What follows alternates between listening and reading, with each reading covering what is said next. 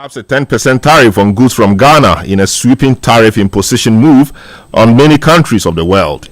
What will be the implications for our businesses and struggling economy?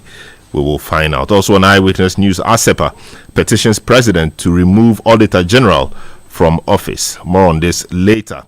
Also on Eyewitness News, former ECG boss pledges to fully cooperate with investigations into the controversial disappearance of some 1,300 ECG containers at the port, but he maintains that he has never been invited by any fact-finding committee set up by the minister to look into the matter of the missing containers. Stay with 97.3 Citi FM for more on this and other stories on Eyewitness News. And in business, World Bank refutes allegations of project halt in Ghana. There is more business in the next 50 minutes. Eyewitness News is live across the country on all our affiliates and around the globe at Citi Newsroom.com. In the Western region, we are on Adwempa 100.7 FM in Takwa, Beach 105.5 FM, and Sky 93.5 FM, both in Takrad. In the Bono region, this is Greener 95.9 FM in Sunyani. In the Shanti region, Focus 94.3 FM in Kumasi, and Orange 107.9 FM also in Kumasi. In the Volta region, Revival 99.3 FM in Tajevu, VOV Radio 95.7 in Hohoi. In the Northern region, this is Radio Bimbila 91.9 FM.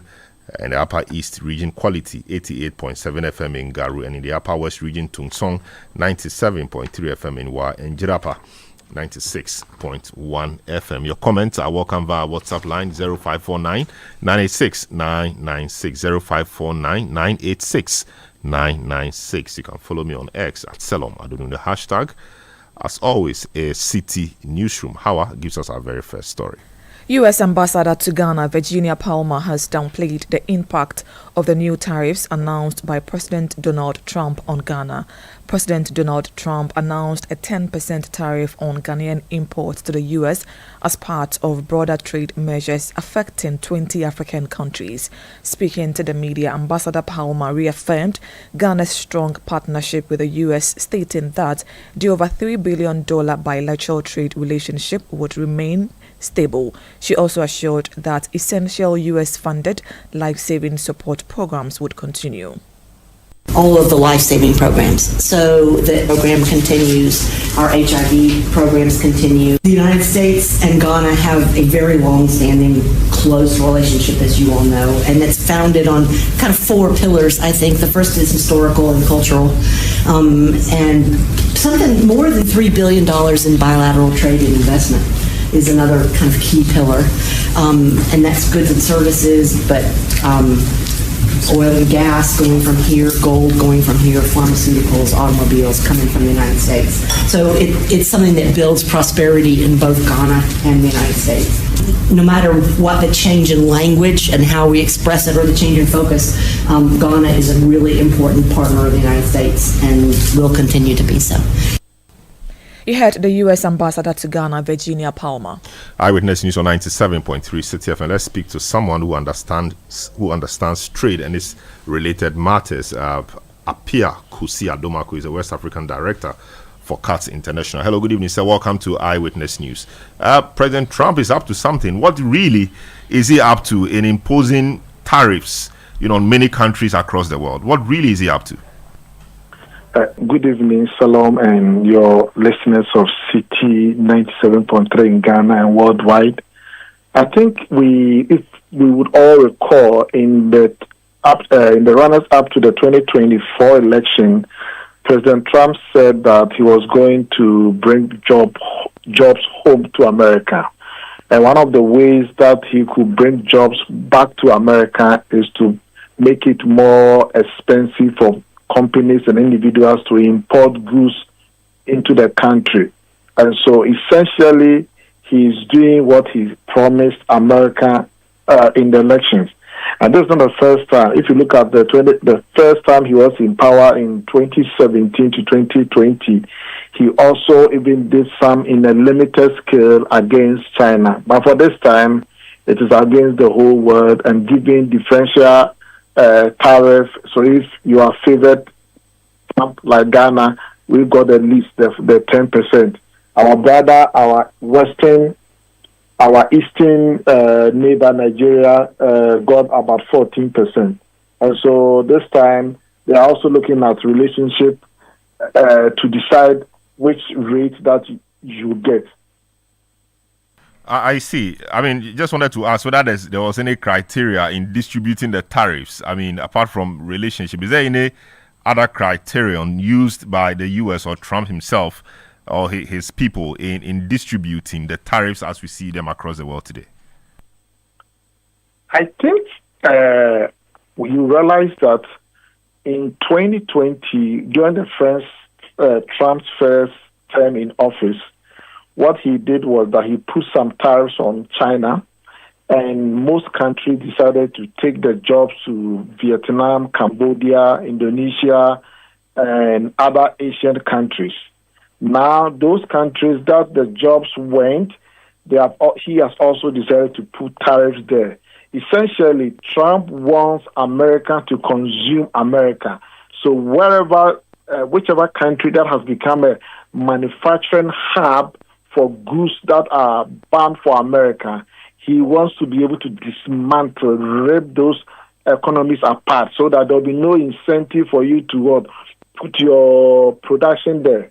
And of course, once you bring your production into America, you're not going to pay any tariffs on it. And that he also believes that it will be cheaper for consumers if the thing is produced in America, and it's going to also create jobs. But there are some other things that Trump did not consider. Bringing the jobs to America is good. Every country wants to create jobs, but then the approach for which he's doing is not make in the short term create some inflationary pressures, because if you bring the jobs to America, the minimum wage or wage levels in America is high. For example, in China, minimum wage a day could be about $5 or $10 a day. But if you bring the same job to America, you end up paying about $200. And that means that the final consumer will be the one who will pay more. And so I think America should embrace itself for a stormy economic weather.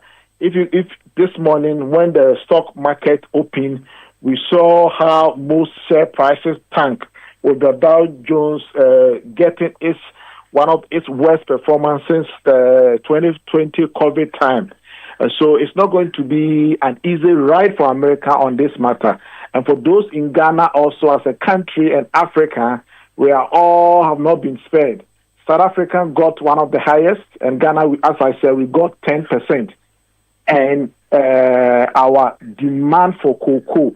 But the good thing is that for the cocoa export into the U.S., America does not grow cocoa. So what it means is that, the impact is that the volume of goods that are demanded in America could go down, and that could also have some effect on us. But one way that we can navigate around these challenges is that if we are able to deepen our intra-African trade, we have the AfCFTA, which is projecting to give us close to $3.5 trillion market.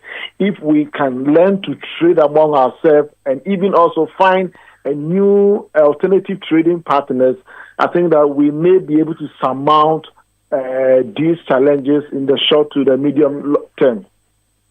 I see. So exports from Ghana are obviously going to be affected. What should our exporters do, especially now that government has a focus of improving exports, from Ghana to the other parts of the world? What should our exporters do, and what should government policy also do?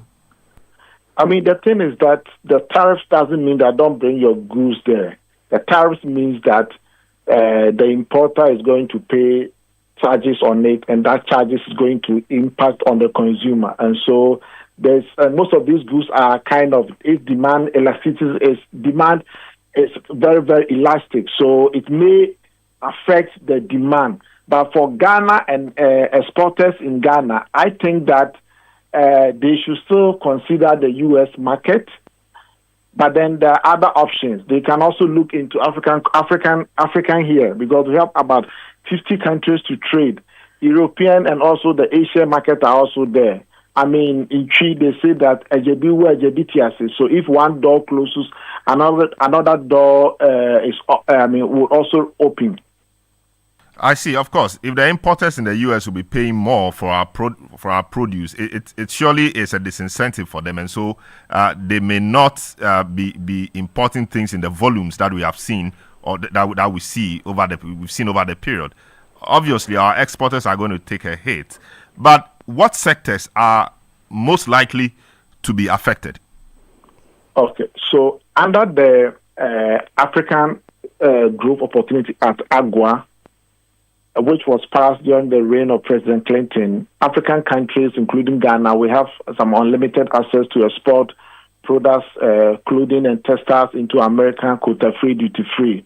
And so these sectors are going to be affected. Last October, I went to a company in Koforidua that they produce socks and other clothing into the major shopping brands in the U.S. like Walmart and other things. So most of these companies are going to be affected. But I think that government should also look into how we can reroute some of our exports to the other countries that may also need our export, and so that we don't get we don't get suffocated based on the U.S. thing. But in the long run, I think that government needs to reconsider all the options that are available and support private sector to find alternative export destination for Ghanaian goods.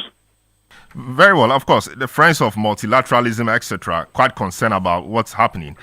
What should institutions like the Bretton Woods, the WTO, etc., be doing to try to normalize the situation across the world, if there's anything they can do at all? Issues of tariffs that American has put on aid goods is not against the rules of the rules of WTO. And for that reason, for example, when you import car from U.S. into Ghana, for example, government of Ghana puts a tariffs or called AK duties on the product that you've imported into the country. America for many years decided to be liberal because they saw that they have enough money that they don't want to put tariffs that will burden the consumers. And so now they have decided to do so, and Trump believes that during the election, Trump said that, look, if he could get more revenue from tariffs, then Americans will not even pay income taxes. But I think that the WTO still provides a good platform. The EU and other trading bloc can also sit down. But, Trump is somebody who is not going to budge on its words unless the tariff begins to bite Americans hard and cause the inflation to go high. That is when Trump may decide to water down the percentages that were initially announced. Very well. Thank you so much, Pierre Kusi Edumako Esquire, West African Director of CATS International. Thanks so much for speaking to us this evening on Eyewitness News. A number of your messages that have come to this one from David of Ejisu Krapa says, good evening, Salam. The former MD of ECG has done the needful for promising to cooperate if invited. Yeah, that's commenting on the story we're here to do for you. Akate Raymond from Agoti Mekpeto says, U.S. tariffs imposed on Ghana is a wake-up call for the government to invest heavily in agriculture and increase the manufacturing base of the country. Failure to do so will impose irreparable economic atrocities on Ghanaians. Kennedy Onipayede says the U.S. government knows the benefits they are getting from Ghana, so they can't place any sanction on Ghana. You say it is time our leaders opened their eyes on the Western leaders who are just benefiting from our resources while we achieve nothing. Daniel Akpaliok from Sandema says the disappearance of the ECG containers is yet another glaring testament of the deep-seated corruption and mismanagement of the Akufo-Addo government. So those responsible must be held accountable, and there will be no cover-up to erase this act, you say. All right, let me speak to some more persons on this particular matter of the U.S. Tariff imposition on Ghana and many countries of the world. Samson Asaki Awingobit is Executive Secretary of the Importers and Exporters Association. They are one of the first groups of people, of businesses who will be directly affected by this. Let's speak to him to take his perspective on this. Hello, good evening, sir. Welcome to Eyewitness News. Obviously, Trump announced this, and then here we are. He has done it. What is the view of the Importers and Exporters Association on this? Well, good afternoon, my brother. I must say it's a big blow to Ghanaian business community, especially the exporters, Ghanaian exporters, especially who are doing the tuber export, who are doing vegetables export, who are doing the agua, taking the opportunity of the agua. At this point in time, it's a big challenge. It's a big blow, and we strongly believe that government of Ghana would definitely have to tell us something about what they are going to do to salvage the situation at this point in time. But how is the trading relationship between your members and other markets like the Africa Continental Trade Area? Because if the U.S. is seeking to impose tariffs on our goods, we should also begin looking elsewhere. I'm sure that's why the AFTA arrangement is available. How much of an involvement have you had with the AFTA arrangement? Well, thank you very much. I think in the morning, like you were in my mind, other media will reach out to me. I said that it is an opportunity for government of Ghana and the business community in Ghana to look somewhere. I'm told that, China is there. It's a big market. Africa Continental Trade Area, as we just made mention, is a big market for us. But after ourselves, right, about the 54 nations, how many of them have actually rectified and then taken into consideration of implementing the instrument and the rules of the game of this African free trade area you're talking about? Mostly, what we do see is that we see forum going on, we see conferences going on, but I can tell you the people who are really doing the movers of the tickets are not people that they take to this forum and these conferences and other things that we do see that African Continental Free Trade is doing this in here. It is a technocrat. Anytime I tell you, see, it's a technocrat that travels there, visit the conferences and come back. Instead of taking the business people themselves there. So one will ask that, okay, so since the inception of the African Continental Free Trade, what has been the benefit of Ghana? I know that the first two companies that exported under the African, they came back and gave it their back. The story was very bad. Casapreco exported to South Africa. And then I think there's another cosmetic company, I forgot the company name, it's around Spinter's area, also exported under, they were the first companies that exported under a free trade area. But when they came back, it was an issue. And so I can tell you, we have to come back and look at our own, as you said, and prepare strategically, make sure ease of movement of goods and services and movement of people. And I'm happy that currently some of these African countries we are no more asking for visa before you can go to them to do the same thing. I expect that we should also accept, and then we know what goods can be exclusive right. The country will have the exclusive right, and then what goods that we can also take it to each other and then trade. The opportunity is there among us, but if within Africa here, I have to move to another African country and I have to look for visa. Is that the best way? In Europe country, if you're in Europe country, you can go to any of the EU, you can move to any places. And so we cannot think to say we are singing a song when we are dancing a different tune. We must dance with the song. And so not get an action, but business community must be involved. I don't know about the other countries when they are going for these conferences. Minister of Trade, Minister of After Secretariat, the local office, the focal office here. I don't remember the last time you call my brothers from Gupta, they would tell you, myself, or my outfit, or even fake, for them to tell us how many times the focal office or Minister of Trade goes for such a rules shows and the tickets along. I don't. Mostly it is the technocrat working in the ministries, and the technocrat working in those offices that they take them along for these conferences. But the business community is left. And so now that Trump is pushing 10%, it should dawn on us to say that, look, we cannot pretend as ostrich. If you really want, and now that the government is even talking about something of 24-hour economy, 24-hour economy, and then the Ministry of Agribusinesses, you know that Ministry of Trade and Industries and Agribusinesses is to talk of scaling up in production. Scaling up in production is to look for export market, export economic driven. That is the way forward. So now that America is a big, huge, one of the huge markets, many Ghanaians who are rich today in terms of export to the American market. And so if today they are pushing tariff on us, it's a big blow. It's not a big blow to us. Yeah, so the big blow sometimes can give us an opportunity. And so the opportunity is, let's create market elsewhere. There are emerging markets. Let's be creative. Let's be innovative. Let's reach out. And I'm happy that the last time President Mahama himself went to Sahel countries to talk to. So even within 54 countries, 3 countries out of ECOWAS, and I'm not talking about EU, African Union, and that's the Sahel, the Burkina Faso, the Niger, and the Mali, isn't it?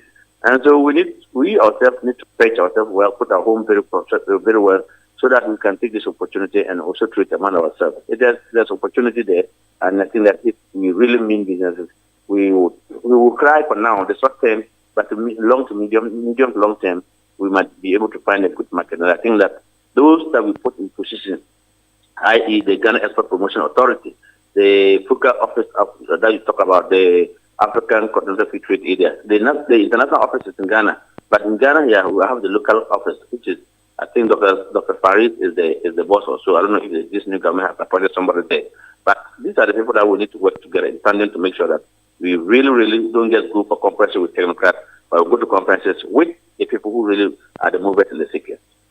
I see. I mean, what produce or what goods do we often send to the U.S. that we will be for which we'll be affected by this? Ghanaians sent dry fish, other smoked fish. We sent yam, the tubers, which we even have to add value to it. Can cut them to pieces and package them well. We really to fire. We sent okra, cabbage, and others. I mean, so those things that, and of course, time that I take. If you go to Upper East region, we also sent basket weavers. They also export to America a lot, and so these people all are going to be affected.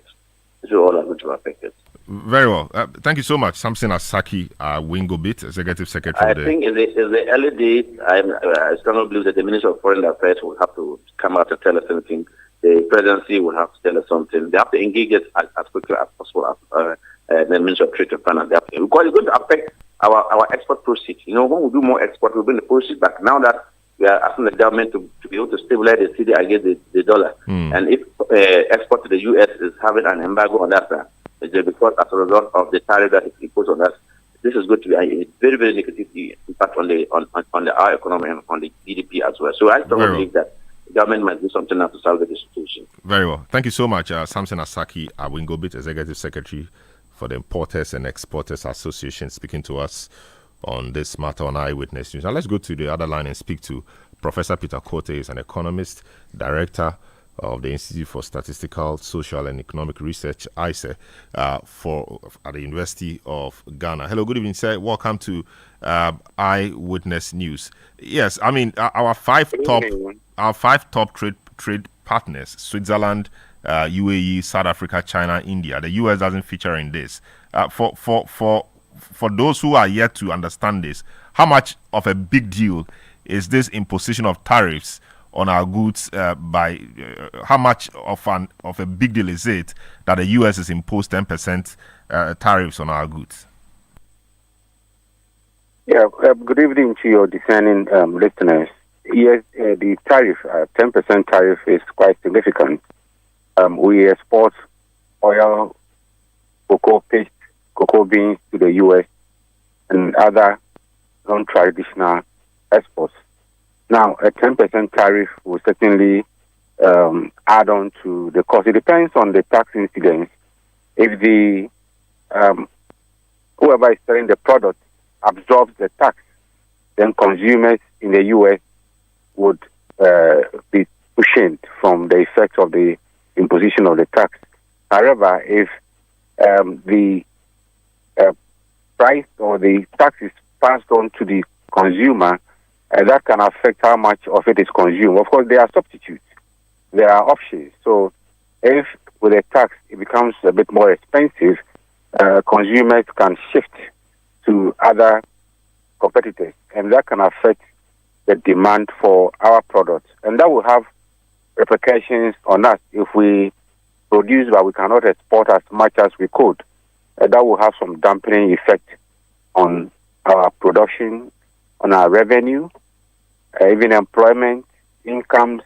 So this can have some cascading effect on the Ghanaian economy. 20% is not insignificant. It's significant tax. I see. So what should our government be doing? It's something that Trump has done across the world, but what should be the response of the Ghanaian government to this? In trade, monkeys play by sizes. We are not a big player, and therefore we cannot flex our muscles like other countries can do.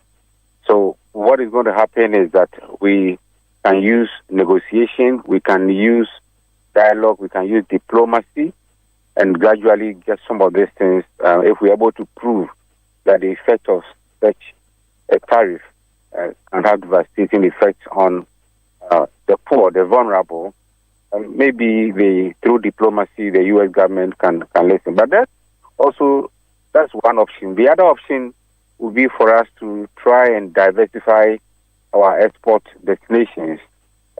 We do very little South-South trade. In other words, we trade very little with Africa. After the African Continental Free Trade Agreement seeks to solve this problem. So it's a wake-up call to develop that network and ensure that we export more within Africa and then maybe outside Africa, we look at other countries that are more favorable to our products. I see. The reciprocal tariffs, they call them. So does it mean that, for example, if Ghana decides to reduce its tariffs on U.S. goods, arising from this that Trump has done, we are likely to have, a review of the tariff slapped on us now? Is that a possibility? That's possible. That's very possible. You've seen in Mexico, one of these Latin American countries where overnight taxes were doubled because they retaliated or they reacted. So you don't want to get into that tariff war. The war, as I said, monkeys play by sizes. Those who can also flex their muscles can do so, but we have to be very cautious if we want to go that route. We want to also impose a tariff war. I don't think we are ready for a war. Rather, we have options. The good thing is that we have options. We can add more value. We can look for other export destinations. I was looking at the data, when you look at oil, for instance, less than 10% of our oil export goes to the U.S. So it means a greater proportion goes to China and other countries. Maybe we can explore those other countries and send more to those destinations and less to the U.S. But engaging in a tariff war, I don't think is the way to go as a small country. But what will be the long-term effect of this on the U.S. itself? People say that the way the U.S. has dealt with the world liberally and giving things for free on many occasions, etc., endear the U.S. to many people around the world and many countries, and that has improved their influence over the world over time. Given what's happening, how does the U.S. look to the world in the long term? Yeah, so in the long term, consumers in the U.S. are likely to suffer. It's going to bring revenue. I think the U.S. president is looking at the revenue aspect, that when I impose an equivalent tax or something higher, my revenue base will increase. I'm going to promote more jobs in the U.S. But there's also a counter effect that when you do, others will retaliate, and that can have counter effects or negative effects. When you do, there are others who would also look for competitors of other export destinations. So they're not likely to get all the full-blown effect, and that may have repercussions on your citizens. I'm told, it's alleged, or I'm told that food prices have started going up in the U.S., and some commodity prices have started going up already. So that can have repercussions. And even on the stock market, some are selling out of of the stock market because of this policy. So it could have some long-term, both positive and negative effect on the U.S. Now, our government says one of its prime things it wants to do is to improve exports. So we have the Agric for Export Transformation Agenda also. Given what the U.S. is doing, of course, not everything we export is to the U.S., but how should government reposition itself, and what conversation must it be having with its exporters, groups like the Importers and Exporters Association and other groups in that space? What should be government's theme in terms of engagement with them on this? I think the shift will be, or the discussion should be to move from raw material, raw exports. We should also start adding value. So if it's mango, trying to process mango into mango juices and other things. If it's pineapple juices like Ekunfi is doing, let's gradually add value. When you add value and you also process, the shelf life of the product will be longer, and therefore you can then be in a better position to bargain and get better prices, and also look at alternative markets. But where you always engage in raw material, raw commodity exports, you don't have enough power, you don't have enough bargaining power.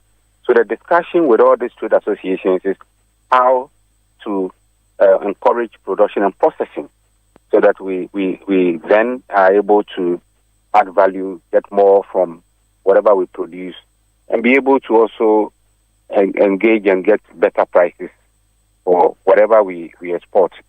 And again, they should explore alternative destinations. They should explore the West African countries or even other countries where we have the comparative advantage, where there is a market. Asia, China is big, India is big. So let's explore. Let's also use diplomacy. That's why we have embassies all over the world. Let our diplomatic missions explore some of this, and also our trade organizations explore the options for us to try to diversify rather than relying on one or few export destinations. Very well. Thank you so much, Professor Peter Quartey, economist, director, Institute of Statistical, Social and Economic Research, ESE, at the University of Ghana, speaking to us this evening on the matter of Trump's imposition of tariffs on many countries, including Ghana. Ghana got 10%, and that's actually one of the lowest, we understand, in the lower brackets. But generally, the discussion has been around what Ghana can do to explore other markets apart from the United States. Eyewitness News on 97.3 Citi FM. Nyoja Bright in Nottinghamshire in the UK says it's virtually impossible for Ghana to reciprocate in this trade war by Donald Trump. We are barely sufficient in doing anything for ourselves. Any attempt to reciprocate tariffs on U.S. goods by the Ghanaian government will only lead to escalation of inflation. It is time for countries to do more for themselves rather than relying on imports. Abi National in WA says it is now time for Africa to wake up. Jones Adoboinla says, good evening, Salom. The black man is capable of managing his own affairs. We must begin to look within and believe in ourselves. Francis in Accra says, good evening. The entire ally on allowing mining in our forest reserves is also equally important, even though to human life than e-levy being removed. Of course, we were not discussing that, but of course it remains an important matter, the fight against Galamsey. Eyewitness News on 97.3 Citi FM. We'll take a short break. When we return, we'll tell you why ASEPA has petitioned the president for the removal of the Auditor General. Don't go away. Eyewitness News. Be there as it happens. Oh, jump on now. Go. Ugomi, at what time will you come back where I don't hear the sound of your car? Why you buy new car? No, I not change my car. It be the same right. It be the fuel way I change. Way one shouts it. Ever since I started using the all-new Excellium Premium Fuel, fortified with 3-in-1 action. Oh, Joe, now my car they run like electric car. No, it's so. This is the type of fuel where they want to. Because now engine they cost. Where they want for way if I buy it, it go protect my engine. And with the small way I buy, I go drive, sir. Absolutely. It's like strapping a turbocharger to your engine and giving it a protector. And what they bust my mind said be the 3-in-1 action. No, Excellium they prevent up to 99% of deposit. It be anti-wear, some be anti-corrosion. Won't pay when I open there. Hey, so where can I find this magical fuel? Just head over to any Total Energy service station and your car will thank you. Hey, then make a finish my gobe fast, then rush go Total Energies. My friend, but why your hand my gobe inside? I give you info. Make a feel the gobe too small. Go. Joe Pana. Excellium is designed to protect your car engine, decrease fuel consumption, and lower CO2 emissions. Don't say fuel, say Excellium. Choose Excellium, choose quality.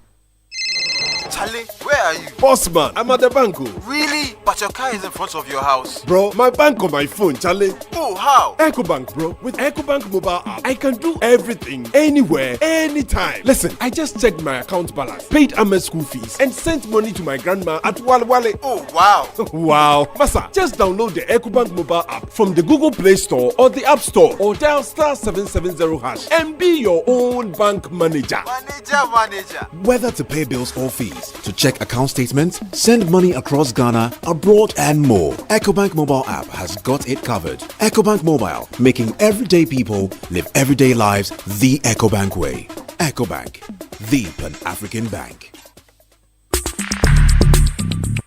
Let your voice be heard on Eyewitness News on Facebook at facebook.com/Citi97.3, Twitter at twitter.com/Citi973, and Instagram at instagram.com/Citi973 with the hashtag Eyewitness News. You're welcome back. Now, former Managing Director of the Electricity Company of Ghana, Samuel Dubig Mahama, has discounted claims of overprocurement and mismanagement in the missing ECG containers saga.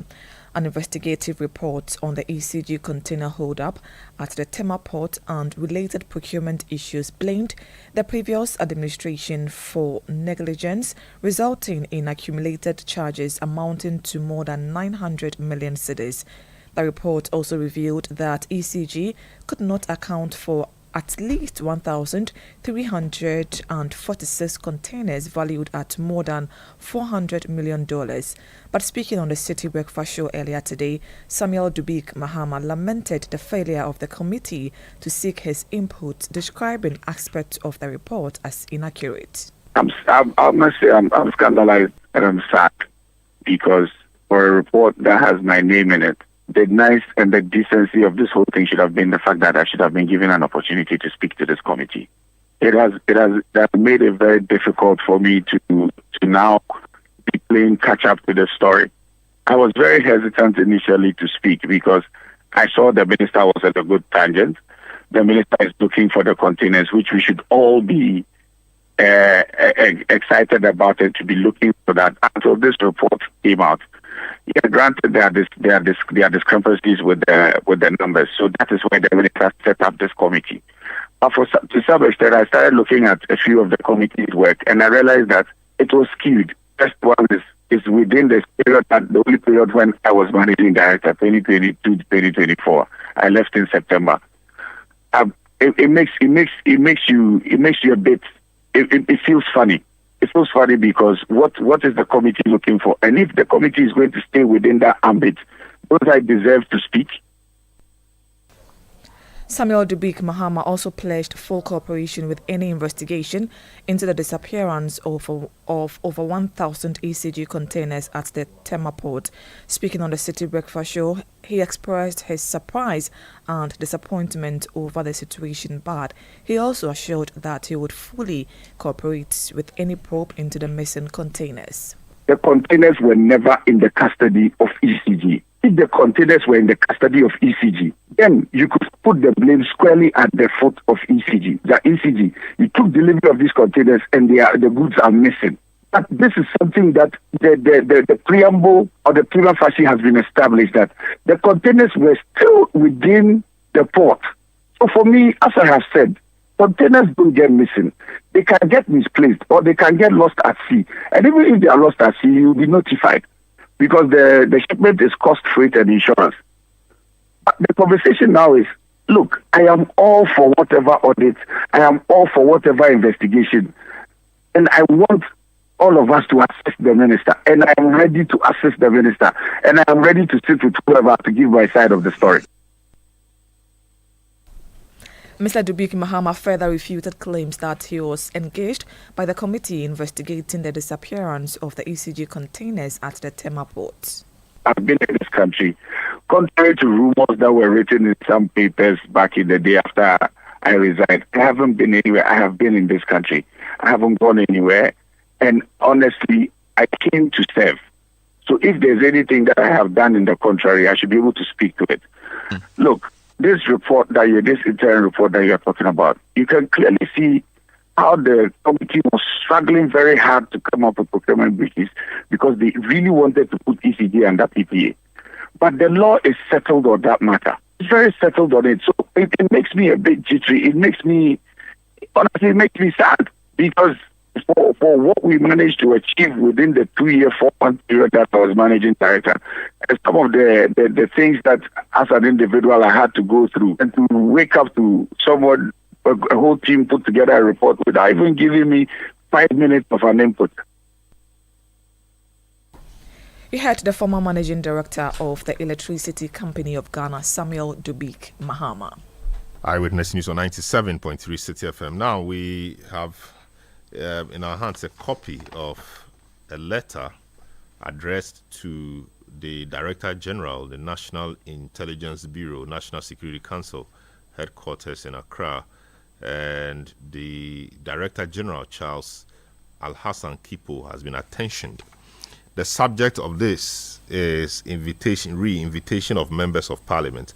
So it does appear, from the reading of the document, the National Intelligence Bureau extended invitation to some 2 MPs, Kwame Asare, also known as Kwame A+, Member of Parliament for the Gumua Central Constituency, and the Honorable Mustafa Yusuf, Member of Parliament for Yagaba Kubori and former Minister for Sports. And this letter, which we have, from the Office of Parliament to the National Security Outfit, says a number of things in respect of these 2. And my colleague Samuel Afi joins me in the studio to help us go through this letter.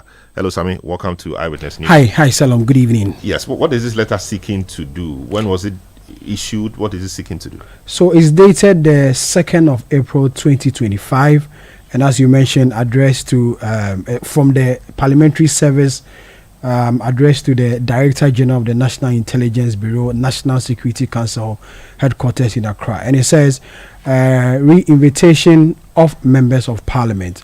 We refer to your letter dated 25th of March 2025 in respect of a request for the release of Mustafa Yusuf, Member of Parliament for Yakabori Kubewo constituency, and Kwame Asare of being A+, Member of Parliament for Gumua Central constituency. I am directed by the Right Honourable Speaker to inform you that, having regard to the limitations of Articles 117 and 118 of the 1992 Constitution of the Republic, the existing protection established with the security and intelligence agencies and also public interest, Parliament in principle agrees to the request in the above matter. Accordingly, the Right Honourable Speaker has directed the honourable members to make themselves available for the interaction with your officials in Parliament on Monday, 7th April 2025 at 10 a.m. at the Sir Emmanuel Charles Quiz Conference Room, Office of the Speaker. The Right Honourable members will be requested to have their lawyers present at the interaction. Kindly have your officials contact the Legal Services Office for assistance on arrival or for the meeting. Please accept the assurance of the Right Honourable Speaker's highest consideration. It is signed by Ebenezer Ahoma Jetro, who is the clerk of parliament. So, sir, we've been, digging some information in respect of this, and the individuals mentioned in this particular letter seem not to be aware of this particular invitation. I've made contact with the former sports minister, Mustafa Yusuf, and he tells me that he's not even aware of this particular invitation extended to him, and that on Monday he'll be present with his lawyers to know indeed what is the reason or why he's been invited for interaction from the NIB. He's not aware of the invitation at all, or he doesn't know why they were inviting him. He's aware of the invitation, but he doesn't know why he's been invited. I see, but interesting. So it means that the national security officials, per the letter, will have to do the interaction or interrogation, however you term it. They'll have to do it in Parliament. In Parliament, and specifically the Speaker's conference room. Specifically, that's what the letter said. That's where they are supposed to come and do the interaction. I see. So the letter also referenced Articles 117 and 118 of the 1992 Constitution, and said that the existing protocols, in reference to the existing protocols established with security and intelligence agencies and also public interest, blah, blah, blah. That actually deals with the privileges and immunities of MPs. And as you may well know, Article 117 of the 1992 Constitution talks about, so I'm reading now verbatim, said civil or criminal processes coming from any court or place out of Parliament shall not be served on or executed in relation to the Speaker or member of or clerk to Parliament while he is on his way to Parliament, attending at Parliament, or returning from any proceedings of Parliament. 118 says neither the Speaker nor a member of nor Speaker to Parliament shall be compelled while attending Parliament to appear as a witness in any court or place out of Parliament. 2 says the certificate of the Speaker that a member or the clerk is attending the proceedings of Parliament is conclusive evidence of attendance at Parliament. So these are the privileges that members of Parliament have, for which reason this letter had to go through the Speaker, and the Speaker through the clerk is written back to the National Security Director General, informing him of what or how he should go about this. This is simply because members of Parliament have immunities and privileges, and you cannot serve any process on them when they are on their way to attending at or returning from Parliament. So that's what we have. We wait to see how this pans out on Monday, when the national security officials will be at the Parliament House to interact with these two members of Parliament. Thank you so much, Sami Wiafi. Eyewitness News 97.3 Citi FM. Hawa has some more stories. The Alliance for Social Equity and Public Accountability, ASEPA, has petitioned President John Dramani Mahama to initiate constitutional proceedings for the removal of Auditor General Johnson Ekwuamwa Esiedu. Filed today at the Jubilee House, the petition cites allegations of high crime, misconduct, abuse of office, and constitutional violations. ASEPA's Executive Director, Mensa Thompson, invoked Article 18713 of the 1992 Constitution, which outlines the process for the Auditor General's removal. The allegations against Mr. Esiedu include failure to comply with Supreme Court directives, collusion with the Audit Service Board to undermine parliamentary authority, unlawful retention of public funds, and abuse of discretionary powers. Now, Interior Minister Alhaji Mohammed Muntaka Mubarak has pledged to address the recent spate of robberies targeting mobile money vendors in the Ashanti region. On Thursday, February 13, 2025, Patricia Nimakon was attacked and shot at her shop in Krofrom, leaving the community in shock. Last month, a 33-year-old mobile money vendor was shot dead by unidentified assailant at Manso Asaman in the Amansie West District. Police in the Ashanti region have arrested 4 suspects in connection with this incident. Speaking during a meeting with the Ashanti Regional Minister in Kumasi, the Interior Minister assured that measures are being taken to tackle such crimes. Lastly, the Adobia robberies. This is something that we'll put on top. This Momo thing, when we came, was one of the major challenge, and then with the new IGP, specific instructions were given, and we've seen the results of it. We are not going to relent on the fight against mobile money attackers, but with this armed robbery too, I can assure you that we'll make it a priority and probably do same strategy and see how we can nip it in the bud. So we want to thank you and assure you that we are open and we're more than ready at any time to assist the region to ensure that law and order is ensured, and then citizens of Kumasi and Asante, for that matter, are able to move about their duties and carry out their business without any hindrance. So, you heard Interior Minister Alhaji Mohammed Muntaka Mubarak. The Supreme Court has granted leave to the NDC and their candidates in Okaikwe North, Ablekuma North, Tema Central and Techiman South to file a response to the Electoral Commission. This is in relation to a certiorari application at the Supreme Court filed by the NDC and its 4 candidates in the parliamentary election. They applied to the High Court in Accra and ordered the EC to collate and declare results in the 4 constituencies. The EC has since declared results in 3 out of the 4, with that of Ablekuma North outstanding. The applicant in the case earlier had challenges serving the NPP candidate until the Apex Court ordered substituted service. When the case was called today, lawyers for the applicant prayed the court to grant them time to respond to the EC's reply to the application. However, the lawyer for the Electoral Commission, Justin Amenuvo, objected to this plea, arguing that the time for responding, which is within 7 days after being served, had elapsed. The Apex Court, however, granted the applicant 7 days to file their response. Eyewitness News on 97.3 Citi FM. Up next is Citi Business News. But indeed, there'll be no point blank tonight as well because of the English Premiership game between Chelsea and Tottenham. And so after the business news, the sports desk will be in the studio. So at this, I'll conclude my portion of it. Idris Mustafa will bring you the business news after which the sports desk takes over. Have a good evening. Eyewitness News. Be there as it happens. Sabutru krum na wote yes charcoal toothpaste aya no ya hwe na obi amfa so ho anan wa chenchena esane se charcoal toothpaste bebre ene wodwa so nanso nya no nyina na yema wo se titru mpo ni se wo nyini no bon ho modin se wo beto charcoal toothpaste a ye di bidia nkasa ye na enya dai kekene bia gumu na wode yin keka wa firi simu na wo se nya hoden na se efita to charcoal toothpaste fluoride ewo mu na bo se ho ban na mana ye din da ekosi se oboba kokora na sa abrewa Pepsodent charcoal toothpaste die wodi bidie lemon mint ana zinc ana akabomu aye enti ma wo se din na wonum so ahwam da mu ni nyina Pepsodent die yenim no dada o enti wasan de bidie lemon ene mint akabomu aye die ene na kire se yesen adamfo no no ebem wonum ahwam na abɔ se ho ban afrika kawa bia mu to Pepsodent charcoal toothpaste fetwe se na ma wo se ho ban abrebia.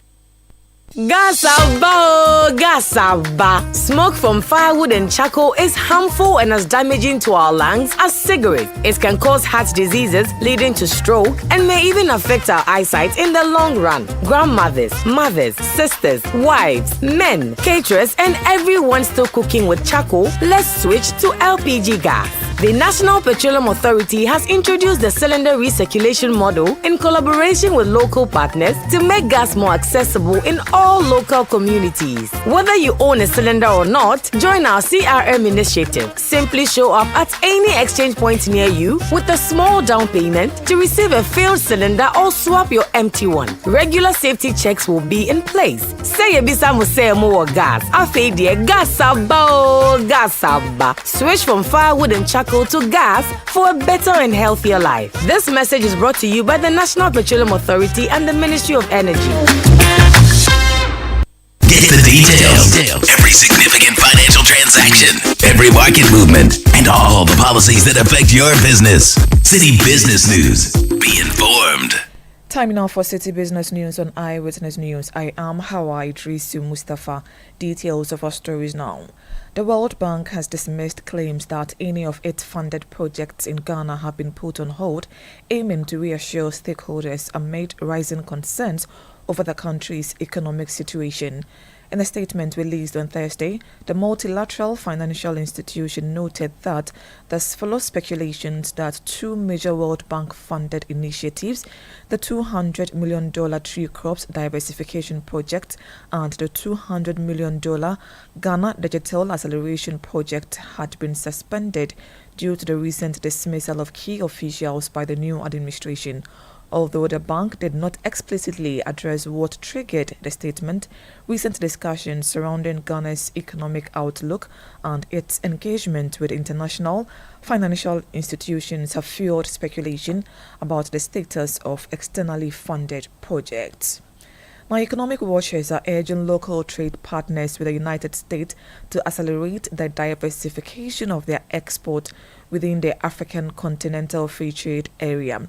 They believe this strategy will help mitigate the impact of the recent announcement by the U.S. President Donald Trump, who declared tariffs on all countries, including Ghana. The new measures include a 34% tax on all imports from China and a 20% tax on the European Union. In an interview with Citi Business News, economist Professor Godfred Bokpin particularly underscored the need for export diversification for Ghanaian trade partners. There isn't much we can do about it, and I think we shouldn't spend a lot of time complaining about it as well. We should explore diversification also as part of within the African Continental Free Trade Area.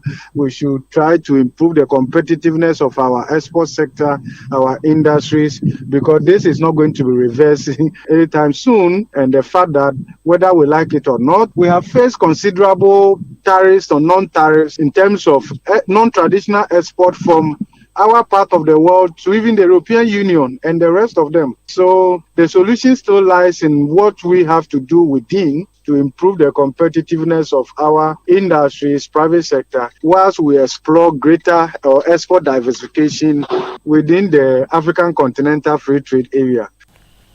Professor Godfred Bokpin is an economist.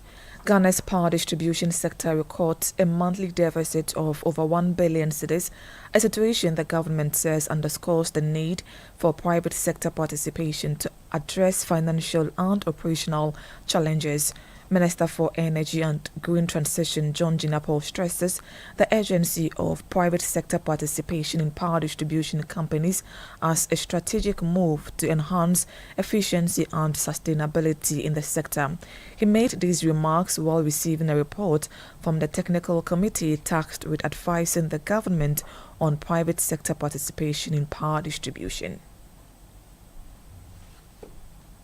Today, as we speak to you, on a monthly basis, we incur a deficit or a shortfall of more than 1 billion cedis from the distribution sector. And that has a cascading effect on the rest of the power sector players. And so clearly, something must be done. And what we are seeking to do is to reform the sector, get private sector participation, improve the system, increase revenue collection, and ensure that there's increased overall efficiency. And so, once again, let me thank the committee. This document will be put to good use, would assimilate it. John Jinapor is Minister for Energy and Green Transition. President John Dramani Mahama is set to officially launch the Feed Ghana flagship program on April 11, 2025. The initiative, which aligns with the government Agriculture for Economic Transformation agenda, aims to reduce the country's food import bill while tackling food inflation. Speaking at a press conference ahead of the national launch in Accra, Minister for Food and Agriculture Eric Opoku called on all stakeholders to fully support the program, noting its importance in strengthening Ghana's food security. The Feed Ghana program is an integrated agricultural acceleration program to boost agricultural production, to feed Ghanaians, and provide raw materials for agro-industry and create jobs. These efforts are intended to ultimately ensure food security, alleviate inflationary pressures on food prices, increase export potential, and support sustained economic growth in the long term. The primary goal of the Feed Ghana program is straightforward: to transform Ghana's agricultural sector, reduce our import dependency, and boost both domestic production, and export. We aim to ensure food security and improve nutritional outcomes while creating sustainable employment and empowering our youth and women. We heard the Minister for Food and Agriculture, Eric Opoku. MTN Ghana has revealed plans to wait for the government's decision regarding its active participation in the Next Gen Infraco Consortium, which is leading the rollout of the 5G network across the country. The rollout has already begun in cities including Accra, Kumasi and Takoradi, with plans to expand nationwide within the next 2 years. Daniel Odro-Mensah has more. AT Ghana Limited has signed onto the consortium's open access platform, and Telecel Ghana is reportedly finalizing agreements. This leaves MTN's likely involvement in the consortium subject to industry speculation. Speaking during his first anniversary in office as CEO of MTN Ghana, Stephen Blewett stated that the company is awaiting a decision from the Minister of Communication, Digital Technology and Innovation, Samuel George, on the matter. From our perspective, however 5G plays out, MTN will participate in some way. So whether that's NGRC or hybrid or multiple players, whatever, we will, and we're happy to be part of rolling that out. We're happy to be partners. There's a lot of different ways. So we will wait for guidance from our ministry on that. The CEO of MTN Ghana reassured the public regarding concerns about the transition to the 5G network. So 5G is just carrying spectrum on certain radio frequencies. You can do it on 700, you can do it on 35, 2300 as well. Yeah, I do listen. So you can do it on different spectrums. So people get hung up on the number. You know, that people are working on 5.5G now. Then 6G will come. So it will come. Eventually you'll run out of spectrum, so you won't have any more. But there's no reason to get concerned. They're all doing different things. He also revealed that MTN has invested over $1 billion in improving customer service delivery over the past 5 years and stressed that the company plans to make further significant financial investments this year. All of us exist in this job because of our customers. So we don't want you to have a terrible network, but we invest a lot. And the reason MTN is where it is today is because we invest over $200 million a year in our network. By the end of this year, it would have been $1 billion over the last 5 years. And now we're going to ask for more money on top of that to try and do more. Additionally, he urged customers to remain vigilant in light of the rising incidents of mobile money fraud as the company takes steps to address the issue. I kept him on for like 15 minutes. It was going on, and eventually I said to him, I'm the CEO of MTN. He says, no, you're not. I said, oh, maybe I got fired. He says, he knows the CEO and it's not me. I said, no, I'm pretty sure it's me. And then he got upset and he said, and he put the phone down. But you have to be vigilant. Just like I said earlier, we have this point of how can we do this better? What would our customers say? We had the Chief Executive of MTN Ghana, Stephen Blewett, and then that report filed by my colleague, Daniel Odro-Mensah, and that's it for Citi Business News on Eyewitness News. I am Hawa Idrisu Mustafa. Salom, you're back. Yeah, I mean, so the Premiership is on, and Chelsea is... Yes, that's my team. My team is playing today. Your team is Chelsea. Yes, your team has not been impressive in recent times. No, but today we will score Tottenham. You sure? Yes, please. I see. All right. Son is my guy. Son is likely to score a goal today. Not today, please. And all that. Abeku Bernard Abeku is here. Bernard, I'm sometimes when I'm listening to you guys discuss the games and it comes to Chelsea, I realize you are not very happy about their recent form and all of that. No, but he can't even be happy because his team is even worse. No, he has a soft spot. He has a soft spot for Chelsea, perhaps. No, not him. It's Gabi. For him, he doesn't have a soft spot for Chelsea. It's Gabi who has a soft spot. I see. But Chelsea used to be the team, but now, I mean, nothing really much is happening. Yeah, that's true. But I mean, is the Premier League ended? I mean, given where Liverpool is and Arsenal is there anything Arsenal can do, or is there anything that can happen for Arsenal to come on top? I know you wishing I give you a bit of hope, but look, yes, Saka is back, but it's difficult to tell at this point in time, and because Gabriel is off too. And you seem to have this. I think it's been a terrible season. Yeah. A lot of injuries. I don't know what Arsenal is Havertz doing right. off, Gabriel Jesus off. And I mean, it's been a terrible season, really. Started off with Odegaard.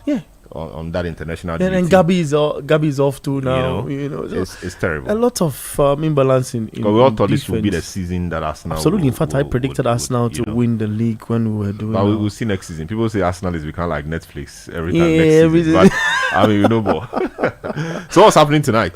Well, we have Arsenal Spurs Chelsea? at 7. Chelsea Spurs, Chelsea Spurs, thank you for that. Chelsea Spurs at 7. And I mean, it's a side Chelsea have won over. They've gathered a lot of goals against them, for example.